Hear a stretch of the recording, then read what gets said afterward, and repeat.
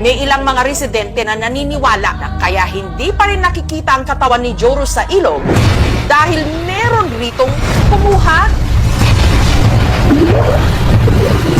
Sa bahagi kasi ng ilog kung saan nawala raw si Joros, di umano may nakatirang kakatwang nilalang. May nakatira dyan na sirena. Sa loob niyan, parang may kaharian.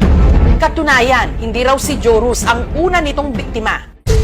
Dekada 70 pa raw, nung ang nooy 14 anyos na anak ng mag-asawang Luz at Jose, misteryoso rin daw na nawala sa ilog. Punong-puno na yung bangka. Pero nagpumilit siya na sumakay yung bangka. Medyo pumailalim doon sa may sinasabing may bato dyan na kung saan ang tubig ay umiikot dyan, ay nahulog na siya.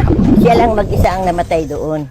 Ang makapagpapatunay raw na hindi kwentong bayan ang pinaniniwalaan nilang bantay ng ilog, ang lolo ni Ivan na di umano personal pang nakainkwentro ang nilalang. Nakita niya yung sirena umuupo sa bato. Nakipagkaibigan siya sa sirena na yon.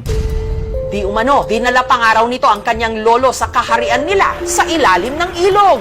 Pag sumisid sa ilalim, binubuksan siya doon, tapos naghingi siya ng isda doon. Mabait naman daw. Dahil sa mga kwento-kwentong ito, marami na raw albularyo ang dumayo sa ilog para tumulong sa paghahanap. Si Joros na doon sa baba. Parang ayaw siya doon palabasin. Pag lumabas ang Ace of Flower, nasa malayo na yung katawan niya. Pati ang psychic na si Jay Costura nagtungo ng aklan. Posibleng doon daw makita yung katawan. Yung search din namin, wala kami nakita eh.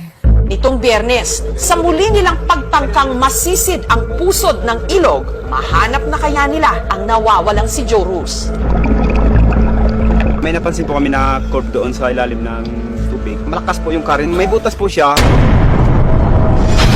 At may lumutang ding video na nakuhanan daw ang sinasabing kakatwang nilalang. Titigang mabuti. Ano ito? Parang babae na mahaba ang buhok. Parang bantay sila sa tubig.